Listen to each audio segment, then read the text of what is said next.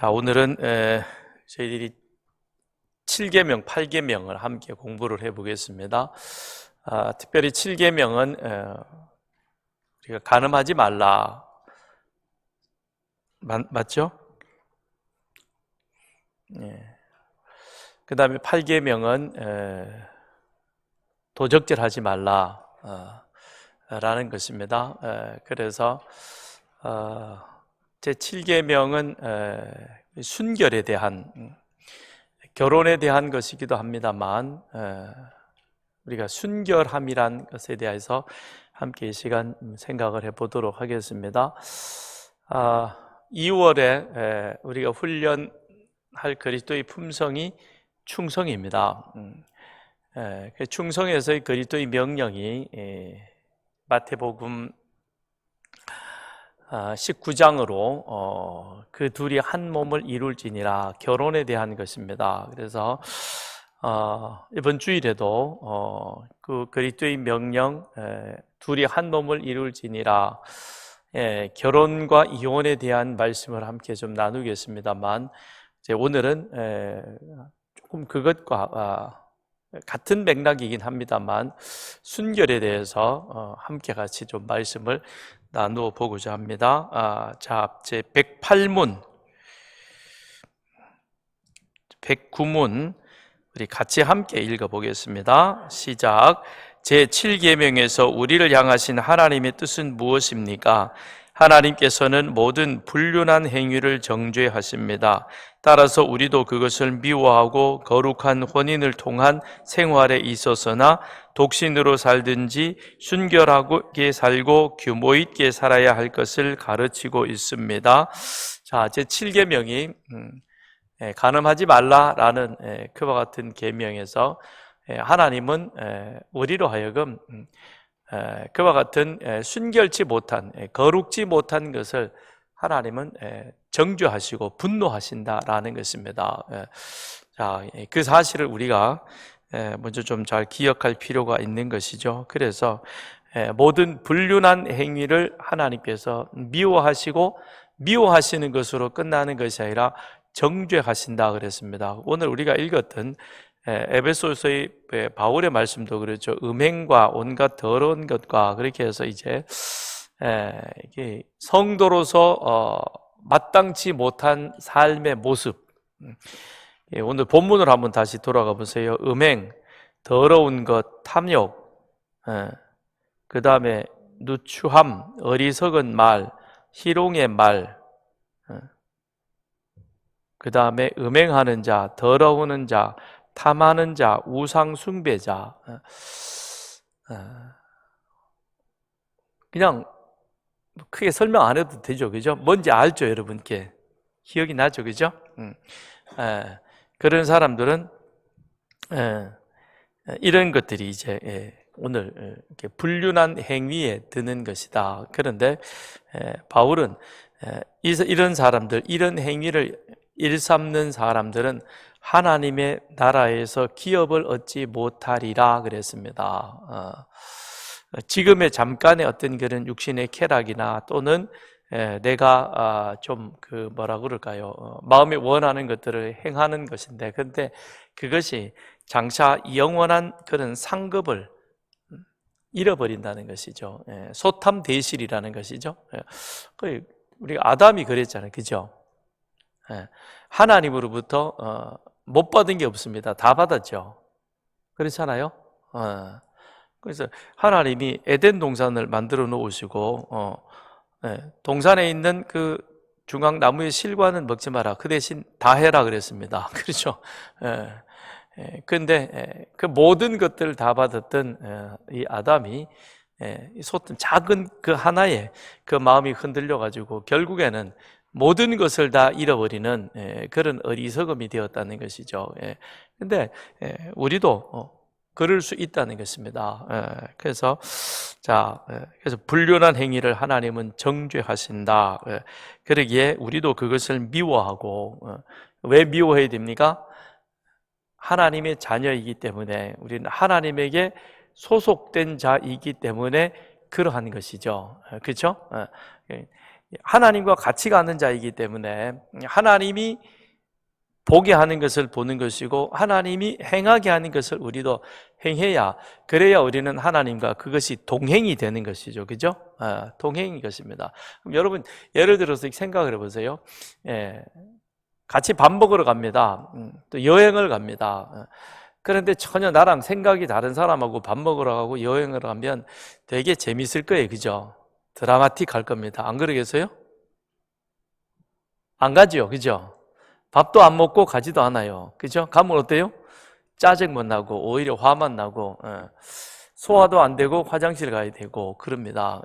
그건 다르기 때문에 그러죠. 그럼 하나님, 우리는 하나님의 자녀이고 하나님과 동행하는 자라면 하나님이 하지 않으시는 것, 하나님이 미워하시는 것, 하나님이 싫어하시는 것을 우리도 당연히 그러해야 되겠죠. 그죠? 그렇게 해야 된다라는 것입니다. 그 다음에 제 109문을 보십시다. 이 계명에서 시작. 하나님은 오직 간음과 같은 추악한 죄만을 금하신 것입니까? 우리의 몸과 영혼은 성령께서 거하시는 거룩한 전이므로 하나님께서는 우리의 몸과 영혼이 정결하고 성결하기를 원하십니다. 그래서 하나님은 모든 불륜한 행동을 금하고 표정이나 말이나 생각이나 욕망 또한 그 이외에 무엇이든지 다른 사람을 그러한 곳으로 끌어가게 하는 것을 금하고 있습니다. 항상 나쁜 짓은 둘이 같이 하죠. 그죠? 같이 하는 거예요. 그 사람 혼자 안 하고 같이 해요.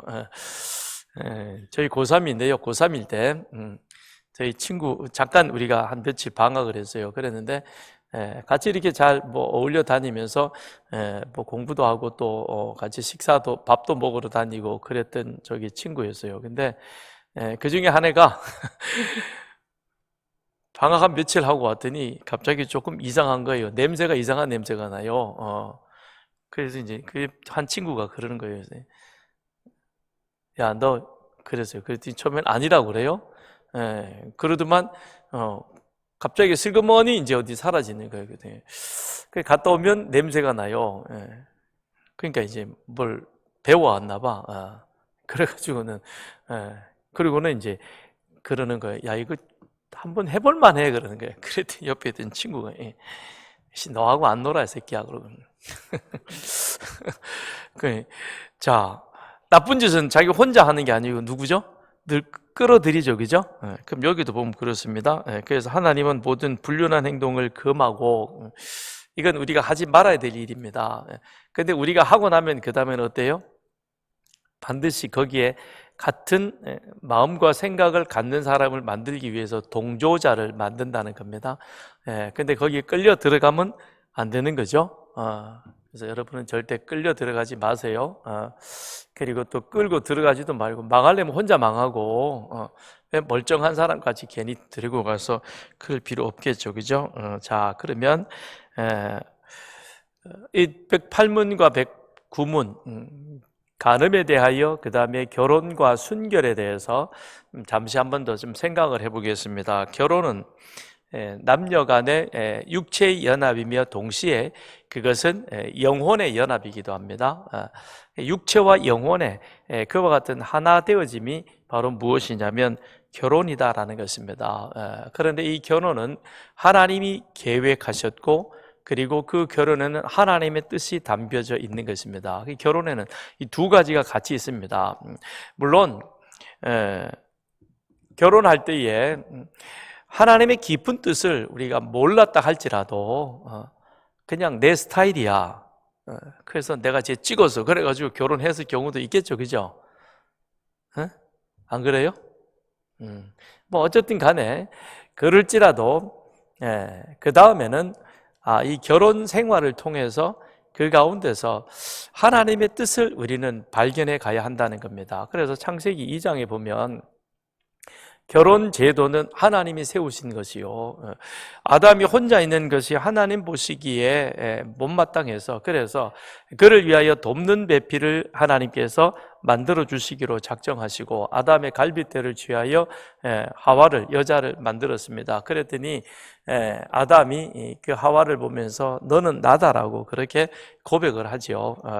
그래서 아담이 남자가 여자와 함께 부모를 떠나 둘이 하나가 되니라. 이것이 창세기 2장에 나와 있는 결혼의 정의인 것입니다. 그러니까 결혼이라는 것이 남자가 여자를, 여자가 남자를 만남으로 인하여 이루어지는 하나의 어떤 결과물이긴 합니다만, 그러나 그것은 하나님이 계획하셨고, 그리고 하나님의 계획이 그 속에 담겨져 있다는 사실을 알아야 하는 것이죠. 그래서 창세기 1장 28절에 생육하고 번성하며 땅에 충만하라라고 말씀을 하셨고, 그 결혼을 통해서는 이와 같은 생육과 번성과 충만함이 그 가운데서 함께 이루어져 가야 한다는 것입니다. 이것이 결혼인 것이죠. 그래서 결혼이라는 것은 육체의 연합이지만, 그러나 그것은 또한 그 속에는 하나님의 놀라운 계획과 그리고 하나님의 뜻이 담겨져 있는 겁니다. 그래서 그 하나님의 뜻이라는 것은, 그건 이 결혼이 하나님이 남자와 여자를 만드셔서 둘이 하나 되게 하셨고, 그 둘이 하나 되어지는 그 가운데에서 생육하고 번성하고 땅에 충만하라고 하신 하나님의 명령이 그 가운데서 이루어져야 하는 것입니다. 근데 오늘 이 시대는 어떠합니까? 이것에 많이 역행을 하죠, 그죠? 결혼을 안 하려고 그러고 하는 사람. 물론 예수님께서 마태복음 19장에도 보면 그랬습니다. 육체로부터 난 고자도 있고 스스로 된 고자도 있고 하나님 나라를 위해서 그렇게 고자 되어진 자도 있다. 독신을 선택한 사람도 있다. 그 사도 바울도 나도 하나님 나라를 위해서 그렇게 결혼하지 않는다라고 말합니다. 그러니까 어떤 특별한 어떤 사명과 특별한 어떤 계획 있는 가운데서 결혼하지 않는 것에 대해서는 거기에는 더 이상의 어떤 그런 우리들이 왈가왈부할 부분은 조금 더 지혜롭게 생각할 필요가 있을 것입니다. 그런데 그 다음, 결혼하고는 내 몸매가 망가질까 봐 나는 아이를 안 낳겠다. 이건 하나님의 명령을 정면으로 거스르는 거겠죠, 그죠? 근데 한나처럼 아니면 사라처럼 하나님의 뜻이 있어서 자녀가 없으면 또 모르겠지만, 그렇지 않으면 하나님의 명령은 무엇이냐면 생육하고 번성하여 땅에 충만하라라고 그렇게 말씀하고 있는 겁니다. 그래서 그 안에는 하나님이 결혼이라고 하는 제도를 만드시고, 그 결혼 제도를 통해서 하나님은 생육하고 번성하여 땅에 충만하라는 그 명령을 우리가 감당해 가기를 원하신다라는 것입니다. 만일 생육과 번성이 단순히 개체 수를 늘려가기 위한 그와 같은 목적이라면, 그러면 이게 스스로 자기를 복제하는 무성생식에 의한 것이 훨씬 더 효율적일 수 있습니다. 효율적으로 본다면 그런 거예요. 아메바인가 이런 동물들이 보면 스스로 이렇게 하나가 둘이 되고, 둘이 네 개가 되고, 넷이 여덟이 되고, 여덟이 그 다음에는 64가 된다. 하여튼 이렇게 어마어마하게 늘어갈 수 있잖아요, 그죠? 그러나 하나님이 말씀하신 생육과 번성과 땅에 충만하라고 하신 명령은 그게 아니라는 것입니다. 두 사람이 서로 함께 같이 서로 돕는 배필로 만나서 이제는 이 땅 가운데 하나님의 뜻과 하나님의 계획을 실행해 감에 있어서, 그리하여 하나님이 이 우리 가정을 만드셨고, 이 가정을 우리를 통해서 하나님이 계획하시고 역사하시는 그 일들이 있는 것을 우리가 알고, 거기에 우리는 성실하게, 그래서 인위적인 그런 어떤 산하 제한이나 또는 가족 계획 이런 것은 옳은 것은 아닌 것이죠. 이게 이미 자녀 산하 제한이라 그래야 되겠죠. 애굽에서부터 시작이 되잖아, 그렇죠? 바로가 자기들의 어떤 안위를 위해서 히브리 사람들이 자녀를 낳으면 죽여라 그러잖아요. 죽여라.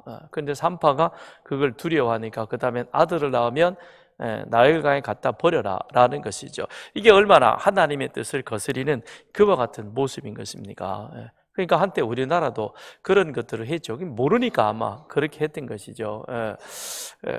처음에는 둘만 나 잘 기르자 그랬다가 나중에 어떻게 했어요? 하나만 나 잘 기르자 그러고, 지금은 또 어떻게 됐어요?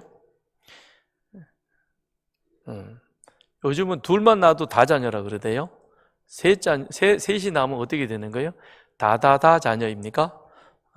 뭐 저도 둘밖에 없으니까 할 말은 없습니다만, 그러나 우리가 이런 하나님의 그런 명령에 대하여 좀 더 심각하게 지혜롭게 생각할 필요가 있다. 그런데 과학자들이 이후에 밝혀낸 내용입니다만, 개체수를 내려가는 무성생식보다 암수 유전자가 섞여서 거기에서 그 후손들이 태어났을 때 그들에게 있어서는 더 세상의 어떤 그런 여러 가지 상황과 환경과 질병, 예기치 못하는 그런 질병에 대응하는 반응하는 능력이 더 탁월하다 그래요. 그래서 그 자신을 스스로 지켜가는 데 있어서는 오히려 그것이 더 효과적이고 효율적이라는 거죠. 그러니까 하나님은 이 모든 사실을 다 아시는 겁니다. 하나님은 뭐 이거 하나만 알면 되죠. 나보다는 분명 똑똑하고 지혜롭다. 그렇죠? 그러면 우리는 하나님 앞에 모든 것을 맡겨도 되겠죠? 아멘이요? 벌써 주무세요? 오늘 추운데 오시니까 따뜻해서 주무시나 이렇게 눈이 좀 풀리신 것 같아요. 그러니까 우리는 하나님 앞에 모든 것을 맡기고, 하나님이 성경에서 하라 그러면 하면 되는 것이고, 하나님이 성경에서 하지 마라 그러면 안 하면 되는 거죠. 그죠? 오늘 여기도 똑같은 거죠. 음행과 온갖 더러운 거 안 하면 되는 겁니다.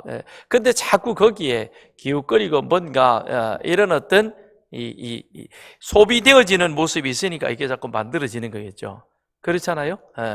우선 우리나라의 기독교 인구가 1,000만이라고 얘기합니다. 뭐 줄었든 많았든 어쨌든 약 4분의 1 정도가 그리스도인이라면, 그렇다면 우리 그리스도인만이라도, 아니 서산의 우리 기독교인만이라도 4만 성도라고 그러는데, 4만 성도만이라도 정말 바르게 온전하게 말씀대로 살면, 그러면 옛날에 우리 교회에 있던 그 앞길에 그렇게 번성할 이유가 별로 없을 거예요. 그죠?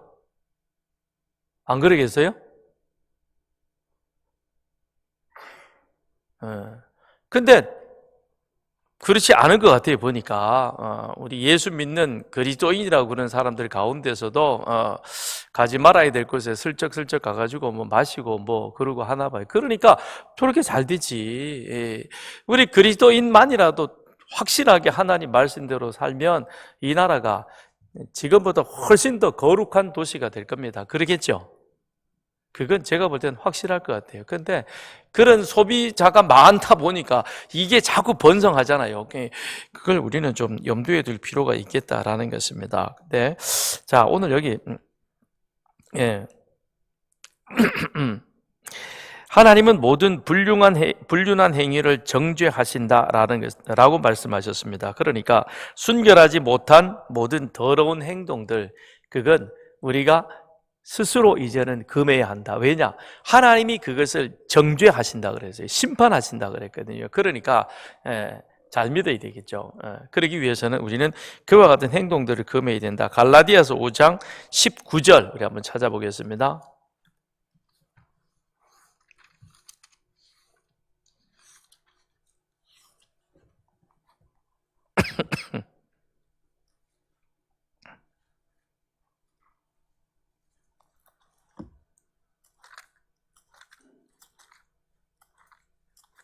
갈라디아서 5장 19절. 자, 시작. 음행과 더러운 것과 호색과. 자, 여기 보면 육체의 일은 분명하다라고 말했습니다. 육체의 일은 분명하다. 그건 무엇이냐? 오늘 여기 세 가지로만 우선 말해주고 있는데, 바울이 음행, 여기에서 포르노라는 그런 영어가 나오죠. 포르네이아, 헬라어. 음행이라고 하는 것은 그건 불법적인 성행위를 말하는 것입니다. 이게 갈라디아 지방에만 있었던 것이 아니라 소돔에도 이런 것들이 있었죠. 그죠? 그 이후에 그 사사기에도 보면 이런 어떤 모습들이 있는 것을 우리가 보게 됩니다. 그러니까 타락한 인간 세상 속에 가장 흥왕했던 사업 중에 하나가 바로 이 성 관련 산업이죠. 요즘 여러분들도 길 가다가 보면 그 있잖아요. 뭐죠? 제목이 뭐더라? 가게 이름 이렇게 빨간 걸로 이렇게 붙여놓고 있는 그런 거 있잖아요, 그죠?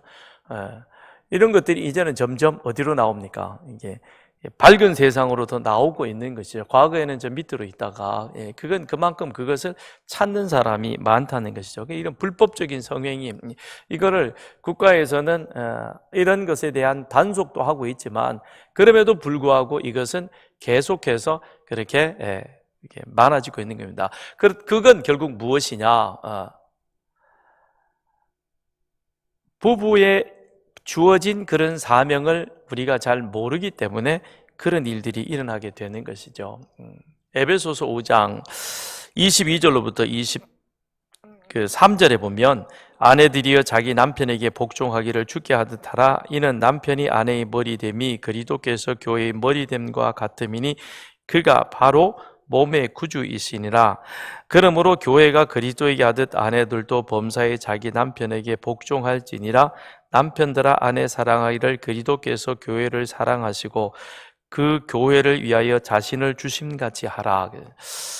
이게 부부에 대한 서로의 책임, 의무, 권리 이와 같은 것을 바울이 그대로 담고 있죠. 그것은 결국 그 다음엔 이것을 교회와 관련되어져서 그리스도와의 교회로 설명을 해주고 있습니다.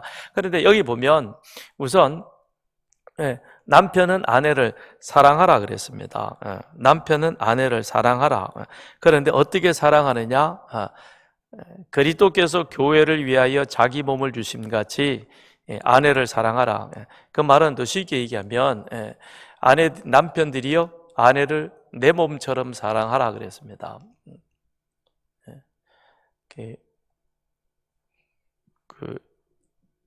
오늘 아침부터 집사람이 감기가 좀 이렇게 왔는지 그래요.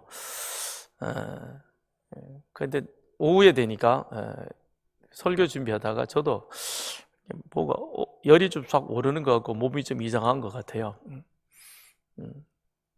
그래서 제가 했던 행동이 두 가지입니다. 첫째는 푸얼차를 일단은 막 끓여가지고 뜨겁게 몇 잔을 막 들이켰어요. 몸에서 열기가 확 올라오고.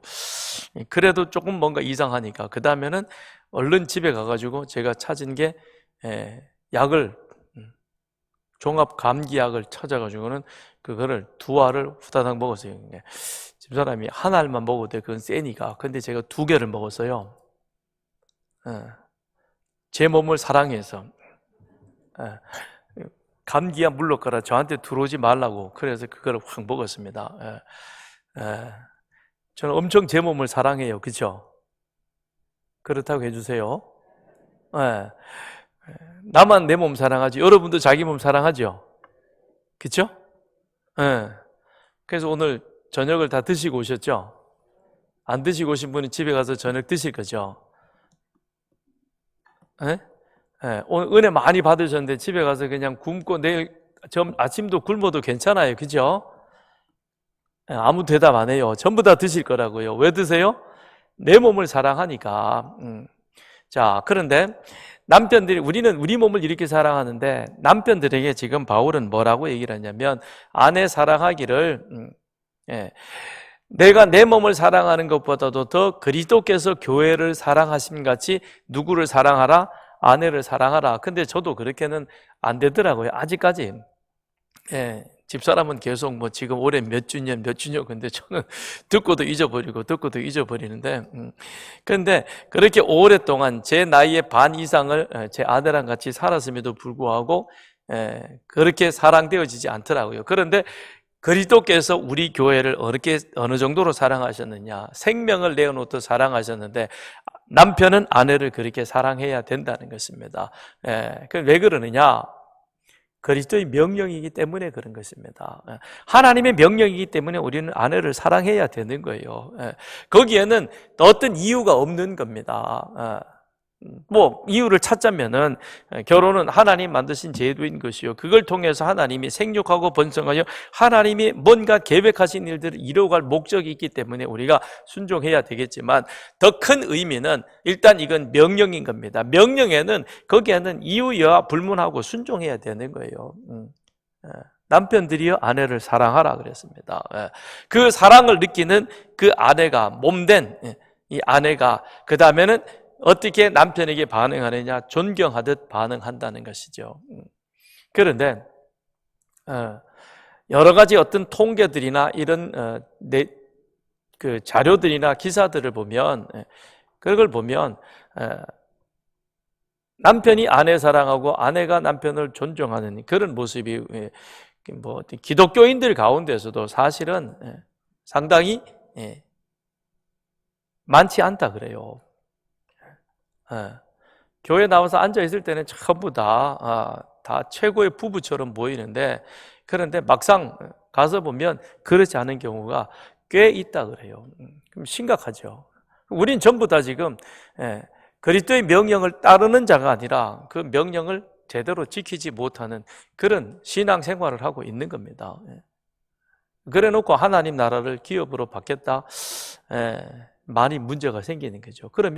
그래서 제가 우리나라 기독교 인구가 1,000만이다. 그러면 1,000만 되는 우리들이 아내가 남편이 아내를 사랑하되 그리스도께서 교회를 사랑하는 것보다 더는 안 되더라도 그만큼이라도 아내를 사랑하고 그 사랑을 느낀 아내가 남편을 그렇게 존중히 여긴다면, 그렇다면 이 갈라디아에서 있는 이 말씀처럼 그 음행이라고 하는 이런 일들이 있겠느냐라는 것이죠. 없어지겠죠. 이 음행으로 인하여서 얼마나 많은 문제들이, 여러 가지 일들이 일어나고 있습니까? 90년 후반인가요? 애인이라는 드라마가 있었고, 그로 인하여서 강남에는 애인 없으면 대화가 안 됐다 그러더라고요. 이게 소돔과 고모라지. 그렇잖아요. 아니, 자기 남편이 있으면 됐지. 애인이 왜 거기에 대화의 소재로 끼어들어야만 되는 겁니까? 그만큼 이 사회가 지금 그렇게 음행을 권하는 사회로 나아가고 있는 겁니다. 그러니 나오는 드라마 모든 걸 보십시오. 전부 다 뭡니까? 불륜 삼각관계, 그죠? 거기에서 이런 것들, 그걸 듣고 보고 배워가지고 애들도 일찍부터 그런 관계로 가는 겁니다. 그러니까 공영방송이든 이런 곳에서 이걸 하질 말아야 됩니다. 그리고 우리는 보질 말아야 됩니다. 절대 우린 보면 안 되죠. 그 다음에 음행과 더러운 것이라 그랬습니다. 이것은 도덕적 불순함을 말해주고 있는 겁니다. 그러니까 행동뿐만 아니라 주님께서는 내 마음에 여자를 보고 음욕을 품으면 그랬죠.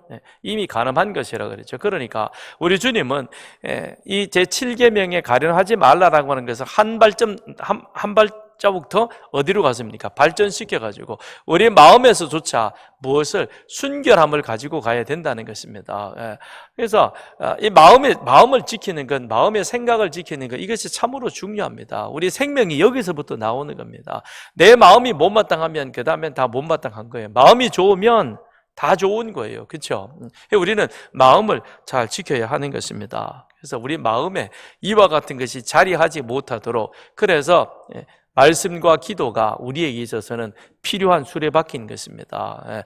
그래서 매일마다 말씀을 먹어야 되는 것이고, 그 말씀을 매일 묵상해야 되는 것이고, 그 말씀을 묵상하여 그대로 나아가기 위해서, 그래서 바울이 무시로 기도하라고 했던 것처럼 늘 우리는 기도하며 가야 하는 것입니다. 그 다음에 호색과 그랬습니다.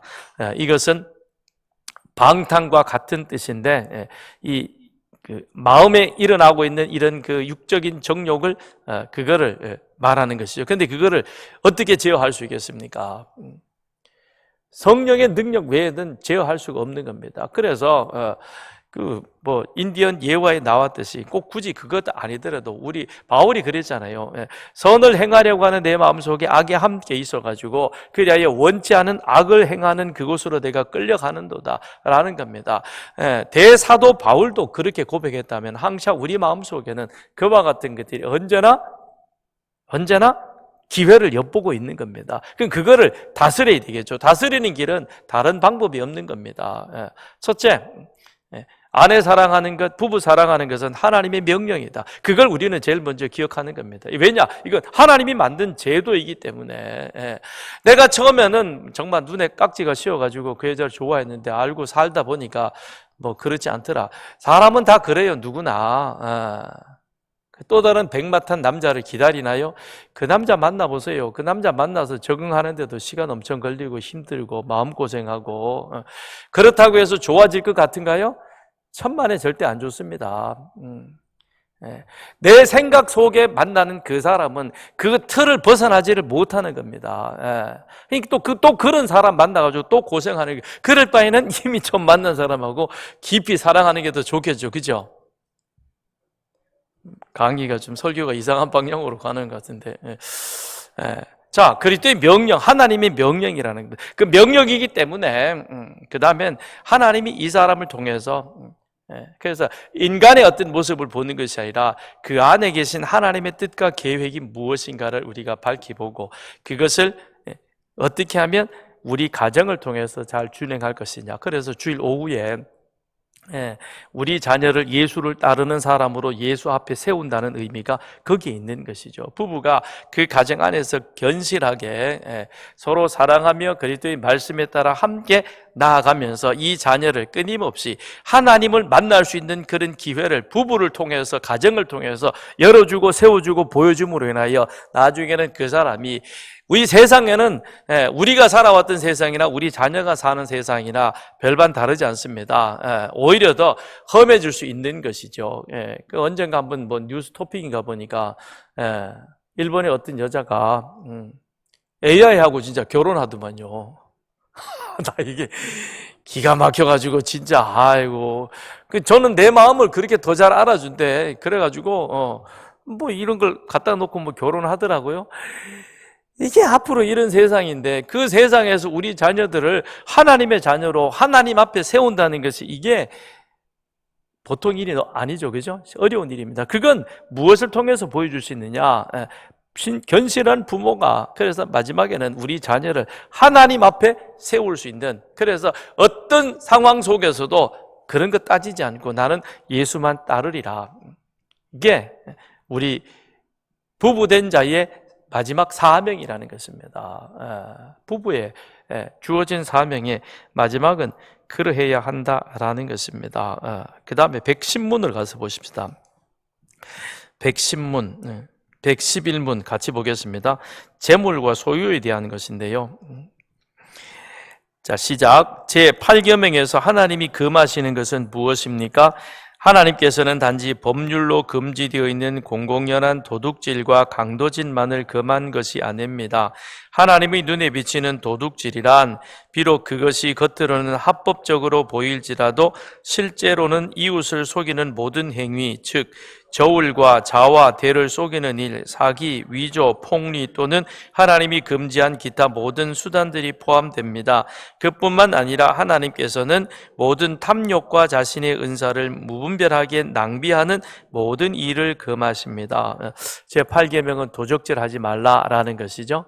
우리는 남의 물건을 슬쩍 가져오는 그것만을 도적질이라고 생각을 합니다. 그런데 하나님은 그것을 포함해서, 그 다음엔 여기 뭐라 그랬습니까? 저울과 자를 속이는 것. 그런 얘기들이 이제 옛날에는 많이 있었잖아요. 요즘도 어떤지 모르겠는데 요즘은 그런 게 없을 것 같아요. 옛날에 쌀 장사들이 그런 일을 많이 했다 그러죠. 살 때와 팔 때 대를 달면, 그 돼지를 잘하면, 그러면 한 말 정도가 남고 그런 얘기 제가 자라면서 어렸을 때 들었던 기억이 나요. 그래서 그걸 어떻게 흔들어 가지고 하면, 내가 살 때는 가급적이면 양을 내가 어떻게 하니까 더 많이 가져오는 것이죠. 그리고 팔 때는 그걸 또 대를 잘 흔들어 가지고 팔면, 그러면 한 가마에서 많이 남으면 한 대가 남는다 그래요. 그러니까 그건 뭐예요? 도적질이라는 것이죠. 그것. 옛날에는 그런 일들이 있었는데 요즘은 어떤지 모르겠어요. 근데 요즘은 또 보면 저울을 슬쩍슬쩍 속이는 그런 일들도 들어 있는 그런 것이죠. 그래서 여기 그 다음에 위조, 폭리, 그 다음에 이웃이 금지한 모든 기타 수단. 수리남은요, 물건이 거기는 생산되는 것이었기 때문에 모두가 공산품이 수입됩니다. 근데 참 재밌는 거는요, 내가 어제 내가 이제 가게를 하는데 설탕을 샀는데, 그것이 만약 한 봉지에 100원이라 그러면 100원을 주고 샀습니다. 그런데 오늘 그게 한 봉지에 300원이 됐습니다. 그러면 내가 팔 때 300원에 팔아야 되겠죠. 그죠? 에? 아니 이게 지금 어제 이거 한 봉지 가격이 100원이었다가 오늘 300원이 됐으니까 물건이 값이 없거나 그러면 이게 가격이 왔다 갔다 그러거든요. 근데 이 사람들은요, 내가 100원에 샀으면 100원에 팔아요. 그리고 이게 300원에 오늘 300원이 되더라도 100원에 파는 거예요. 그리고 300원 오면 300원은 300원짜리 사서 300원에 파는 거예요. 그 친구들이 비록 기독교 인구는 10% 미만이요. 생활도 우리보다는 비교가 안 될 정도로 힘들고 어렵게 살고, 그리고 사는 그 삶의 그 어떤 여러 가지 이것들이 한국하고는 비교가 안 될 정도로 열악하지만, 근데 제가 그걸 보면서 마음속에 한 가지 깨달은 것이, 야, 정직하다. 우선 선교사인 나부터라도 어떤 생각이 들어요? 그 300원인데 3배가 넘잖아요. 그렇죠? 다 그게 지금 알고 있는 거예요. 그럼 300원에 팔아도 돼요, 안 돼요? 나쁘라니까, 이 대단. 근데 내가 100원, 이거 100원짜리면 100원에 파는 거예요. 그리고 300원짜리는 또 300원에 팔고, 정직해야죠. 근데 우린 나부터도 안 그래요. 그죠? 회개합시다, 우리. 그런, 하나님이 이건 도적질이라 그런 거예요. 근데 이 사람들이 그걸 잘 모를 거예요. 그럼에도 불구하고 이건 아니다라고 생각하니까 그렇게 가는 것이죠. 111문을 보세요. 이 계명에서 하나님이 당신에게 무엇을 요구하십니까? 시작. 내 이웃의 유익을 위하여 최선을 다하고 다른 사람들이 내게 해주기를 바라는 대로 남들을 대하며 가난한 사람들을 도울 수 있도록 열심히 일하는 것이다. 자, 여기 보니까 우리가 뭘 해야 되느냐? 우리는 상대방에 대해서 내가 부당한 이득을 좀 더 취하기 위해서 거짓말하지 말고, 속이지 말고, 사기치지 말고, 대신 내가 지금 장사하는 그것은 그 사람의 편의를 도와주는 것이죠. 그렇죠? 장사하고 뭘 한다는 것은 그 사람이 다른 일에 하면서 그가 미처 하지 못하는 것을 내가 대신 그 일을 해주는 겁니다. 그러니까 그 사람의 편의를 도와주는 거니까 그 사람의 유익을 돕는 그와 같은 일, 결국 무엇이냐? 결론으로 보면 청지기적 자세를 가지고 살아야 한다는 것입니다. 그래서 나에게 주어진 일에 열심히 최선을 다하여 사는 사람이 되어야 하는 것이죠. 자, 이건 도둑질 하지 말라라고 하는 그 의미는 무슨 얘기냐면, 하나님은 그 사람이 하나님을 아는 사람이든 모르는 사람이든 하나님에 대해서 거짓말하는 사람이든 어떻든 간에 하나님은 모든 사람들이 그 사람의 생명을 기본적으로 유지할 수 있도록 그의 재물과 그리고 거기에 필요한 그와 같은 것들이 공급되어 줄 수 있도록 그것을 보전시켜 주신다는 겁니다. 우리는 조금 그렇지 않은 생각을 가지고 있죠. 그죠? 비행기 타고 가다가도 사고 나도 다른 사람은 다 죽고 나는 하나님의 은혜로 이렇게 안 죽으면 그걸 하나님의 은혜요, 축복이라고 생각합니다. 경기가 어려워도 우리 집만 장사 잘 되면 하나님 앞에 축복받았다라고 얘기를 합니다. 그건 나쁜 생각이죠. 그죠? 아니에요. 그건 아니라는 겁니다. 그러니까 하나님은 햇빛을 선인과 악인에게, 공기를 모든 사람에게 골고루 주듯이 하나님은 모든 사람에게 그들의 삶을 영위할 수 있도록 그들의 생명의 재산과 그리고 그것을 보존할 수 있도록 하나님께서는 허락해 주셨다라는 것입니다. 그렇다면 우리도 거기에 대해서는 그것을 인정하고 가야 되는 거예요. 그래서 성경에는 뭐라 그러세요? 조상들이 세워놓은, 하나님이 정해놓은 경계표, 지계표를 옮기지 말라 그랬죠. 신명기 19장 14절, 내 하나님 여호와께서 내게 주어 차지하게 하시는 땅 곧 내 소유가 된 기업의 땅에서 조상이 정한 내 이웃의 경계표를 옮기지 말지니라 그랬습니다. 이건 옮겨서는 안 되는 것이죠. 그런데 이걸 경계표를 걷어치우는 것이, 나라가 걷어치우면 제국이 되는 것이죠. 각 나라도 자기 나라를 딱 정해 놓았습니다. 근데 지금 내가 좀 돈이 있고 좀 뭐가 있다고 해가지고는 그 나라 우리 사야 되겠다 그래가지고 자꾸 엉뚱한 얘기하는 이상한 대통령이 한 사람 있어요. 그죠? 이건 아닌 거예요. 그거는 옳은 모습은 아닌 것입니다. 그거는. 그 다음에 또 저 우리 위쪽에 있는 그 나라에서는 그렇잖아요. 바다에다 뭘 자꾸 만들어가지고 빠뜨려 놓고는, 그리고는 자기의 영예를 좀 더 넓게 가져가는 것. 이것도 뭡니까? 경계표를 옮기는 겁니다. 이거는 다 하나님이 미워하시는 그와 같은 일이라는 것을 우리가 알아야 된다는 것입니다. 그러니까 성경에도 보면 아합은 그래도 일말의 양심이 있어가지고 나봇의 포도원이 탐은 나지만 빼앗지는 못하는 거죠. 그죠? 돈 후하게 쳐줄 테니까 바꾸자 그랬더니 나봇이 뭐라 그랬어요? 그건 말씀에 어긋나는 겁니다. 그랬더니 아합이 머리를 싸매고 드러눕습니다. 그런데 이세벨은 이방 여인이거든요. 하나님이 무서운 줄을 모르는 거죠. 그러니까 어떻게 해요? 뭘 그거 가지고 그렇게 끙끙대고 그래. 이거 남자가 쪼잔하게 내가 해결해 줄게 그러고 여장부처럼 했지만 실질적으로는 어떻게 됩니까? 하나님의 더 엄청난 재앙을 그 집으로 불러들이는 것이죠. 그러니까 잘난 척하면 안 돼요. 우리는 하나님이 나에게 주신 그 분량과 그 다음에 그 경계표를 잘 지켜갈 수 있는 그와 같은 자가 되어야 하는 겁니다. 중요한 것은 더 많은 것을 가지려고 욕심을 부리는 것이 아니라 지금 있는 이것을 내가 청지기적인 그런 사명과 자세를 가지고 성실하게 일해서 내 하는 일들을 통해서 어떻게 하면 내가 다른 사람에게 유익이 되며 그들에게 하나님의 은혜를 흘려보낼 수 있을 것인가, 이게 중요한 거예요. 그게 중요하다는 것입니다. 그런데 오늘 이 시대에는 이런 경계선을 다 무너뜨리고 그리고 더 많이 가지려고 하는 욕심만을 부리는 겁니다. 그런데 욕심만 부려보면 그거는 러시아의 그 소설 도스토옙인가 거기에 나오는, 결국 땅을 많이 차지했지만 나중엔 죽잖아요. 의미 없는 겁니다. 있는 그 자리에서 청지기적 자세를 가지고 그 일에 대해서 성실하게 하는 것이 참으로 중요하다는 것입니다. 도적질은 무거운 죄인 것입니다. 그 사실을 알아야 하는 것입니다. 그래서 하나님께서는 그것을 금하고 계신다. 자, 우리 성경 한번 좀 찾아보겠습니다. 레위기 19장 35절.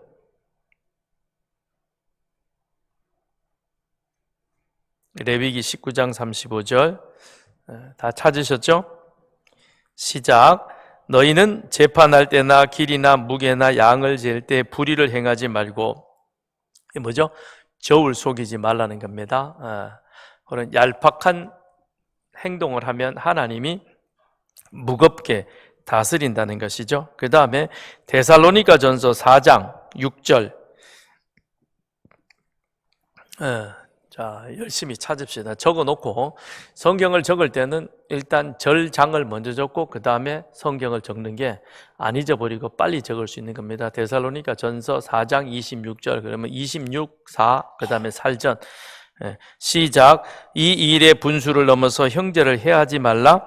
이는 우리가 너희에게 미리 말하고 증언한 것과 같이 이 모든 일에 주께서 신원하여 주심이니라.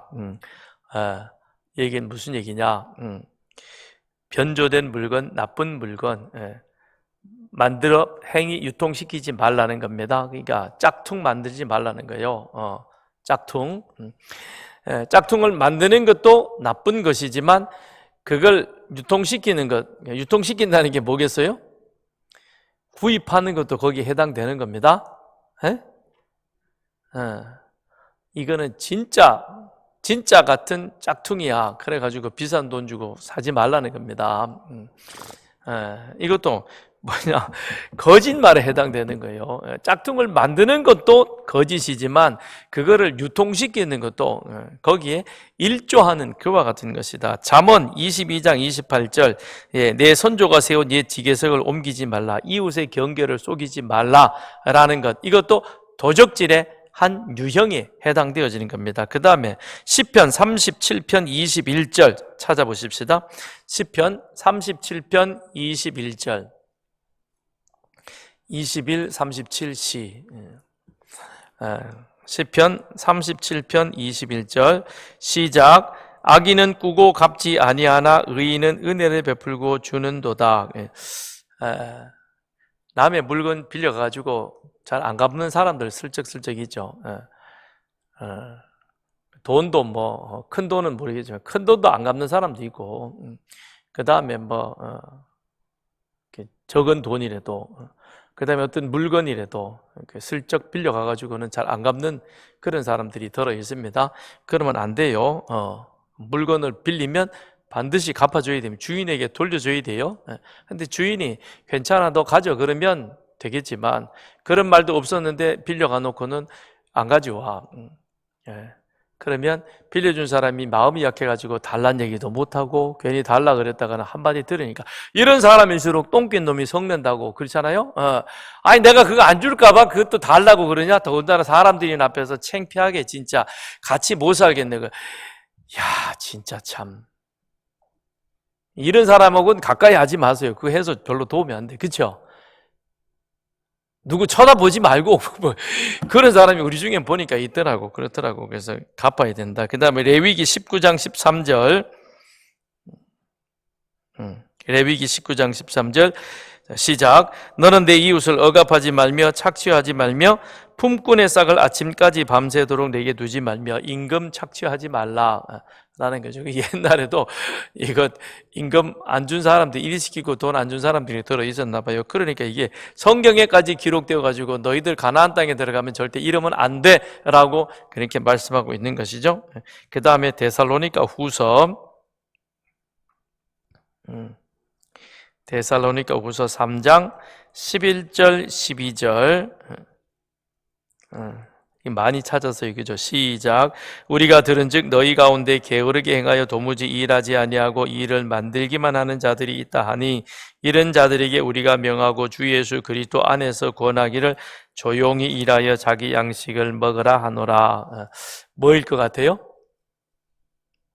일확천금을 노리지 말라. 도박하지 말라. 도박은 망국병입니다. 그건 개인도 망하고 가정도 망하고 나라도 망하는 겁니다. 그러니까 도박은 아무튼 안 해야 돼요. 저희 어렸을 때 보면 이런 역전이나 시장에 가면 그 박포장기 입고 한 거죠. 딸 것 같지만 절대 못 따요. 그죠? 보면 옆에서 보면 아이 저거 저러면 돼. 근데 덤벼들면 어때요? 백전백패예요. 그럼 시장에 소파른 돈 다 날려버리고 가잖아요. 도박하면 딸 것 같죠? 절대 못 답니다. 안 됩니다. 그런데 우리 인간의 심리는 한 방이라는 게 있죠. 로또 해보신 분 계세요?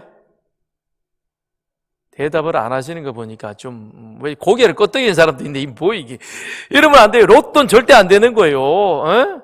하나님 제가 로또 이번에 해가지고는 교회 건축 헌금 좀 하고 아이고 하나님 절대 그것도 뭔 얘기요? 아유 그런 거 아니에요. 도박은 절대 안 되는 게. 그 한 번 맞들이면 그 다음에 어떻게 됩니까? 매주 하는 거예요. 그죠? 어떤 분은 보니까 그러더라고요. 옛날에 주택복권 500원짜리 있잖아요. 그죠? 500원. 매주 10만 원씩 사는 거예요. 미쳤지.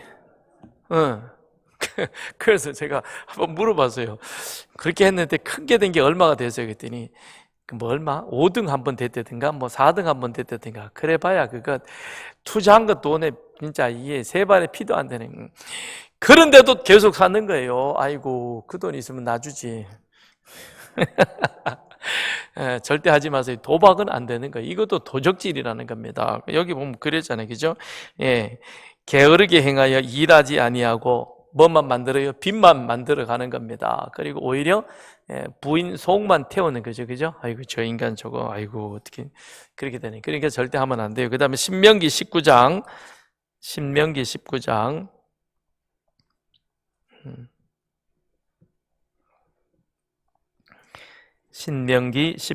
18절 19절 찾으셨죠? 시작. 재판장은 자세히 조사하여 그 증인이 거짓 증거하여 그 형제를 거짓으로 모함한 것이 판명되면 그가 그의 형제에게 행하려고 꾀한 그대로 그에게 행하여 너희 중에서 악을 제하라. 요즘 많은 뭐 무고죄, 그 다음에 또 뭐 그 뭡니까 뭐 그런 비슷한 거 있잖아요, 그죠? 이런 것들 많이 합니다. 근데 불법으로 고소하는 그런 일들 많아요. 그 잘하는 사람 저쪽 여의도에 있는 사람들 많이 하잖아요. 툭하면 뭐 이렇게 들고 이렇게 해가지고는 사진 찍고 뭐 하고. 근데 그 결과는 어떻게 되는지 나중에는 뭐 어찌 되는지 모르는데 하여튼 그런 일들을 많이 합니다. 그런 것들이 많아요. 특히 우리나라는요. 이게 1심, 2심, 3심 제도가 있긴 하지만 1심에서 절대 받아들인 경우가 없습니다. 물론 거기에는 법관들이 이게 편향된 그런 어떤 그걸 했던 그런 빌미를 준 것도 있겠지만, 법이라는 것은 사실 인간 사회에 있어서 온전치 못한데 그 가운데서 우리 모든 그 국민들이 마지막으로 기댈 수 있는 어떤 평가의 기준이 되어진, 결과의 기준이 되는 것인데, 근데 그게 왔다 갔다 하다 보니까 1심, 2심, 3심으로 넘어가고, 그래서 심지어는 대법관들이 정말 그들이 다루어야 할 제대로 된 그것을 다루는 것보다는 자질구레한 것 때문에, 그래서 언젠가 한번 이게 오래됐습니다. 일본의 대법관이 다루는 것보다 우리나라 대법관이 1년 동안 다루는 그 재판 건수가 몇 배가 되더라고요. 몇 배나 많은 거예요. 그러니까 이게 얼마나 지금 잘못되어져 있느냐라는 것입니다. 그래서 여기에는 이런 불법으로 고소하여 그리하여 자원과 시간을 낭비하지 말라. 그러니까 이런 건 서로 빌미를 안 주는 것이 최고겠죠. 그러니까 결국은 어디로 돌아가야 되느냐? 청지의식으로 돌아가야 된다는 겁니다. 그래서 물건을 적당하게, 그리고 하나님이 기뻐하시는 방법으로 사용한다. 지게표, 경계표를 옮기지 말고 하나님이 나에게 주신 분량과 분복에 따라서 하나님이 나에게 주신 달란트를 가지고 내 주어진 일에 최선을 다하여 열심히 다하고, 그것을 통해서 내 안에 기쁨이, 만족이 있으며 그걸 통해서 하나님 앞에 영광을 돌리고, 또한 내가 그와 같은 일들을 행함으로 인하여 나의 그 일이 내 주변에 있는 사람들에게 유익이 되도록 하고, 그래서 하나님의 은혜와 축복들을 그 사람들과 함께 유통시키는, 흘러가도록 만드는, 그래서 이 사회를 더 평온한 사회로 만들어 가야 되겠죠. 우리는 어떤 면에 있어서는 지금 우리가 큰 과도기 속에 있는 것입니다. 그 과도기를 위해서 우리는 기도해야 될 것입니다.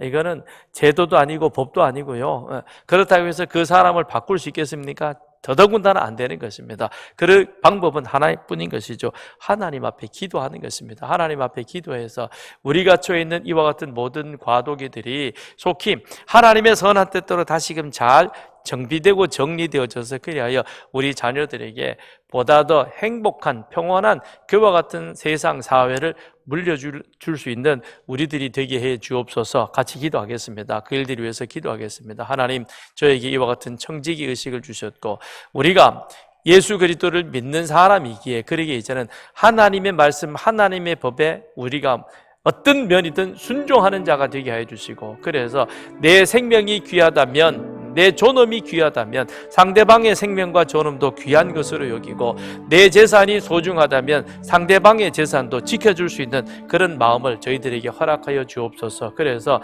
우리가 이 사회를 우리 자녀들에게 보다 더 나은 세상으로 만들어갈 수 있도록, 그들이 살아갈 수 있는 세상을 만들 수 있도록 우리가 함께 기도하며 나가게 해 주옵소서. 같이 함께 이 시간 우리가 이 나라의 모습을 기억하며 회개하며 기도하겠습니다.